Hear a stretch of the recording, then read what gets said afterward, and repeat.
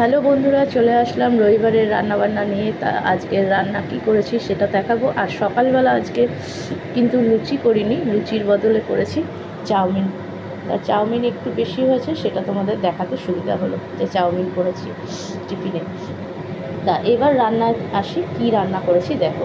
প্রথমেই বলি, এখানে ভাত হয়েছে, কাটা দিয়ে লাউ ঘণ্ট হচ্ছে, মানে হয়ে গেছে, একটু জলটা আরও শুকাবে তার জন্য বসিয়ে রেখেছি।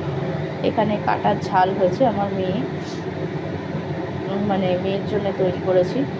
এটা ল্যাঠা মাছের ঝোল হয়েছে, দেখো বড়ি দিয়ে শালগম দিয়ে ল্যাঠা মাছের মাথা দিয়ে ঝোল করেছি। শিম আছে, শালগম আছে, আলু আছে, এই দিয়ে ঝোল করেছি। আর এখানে হচ্ছে মাংস, ঠিক আছে। আর শেষ পাতে হচ্ছে চাটনি।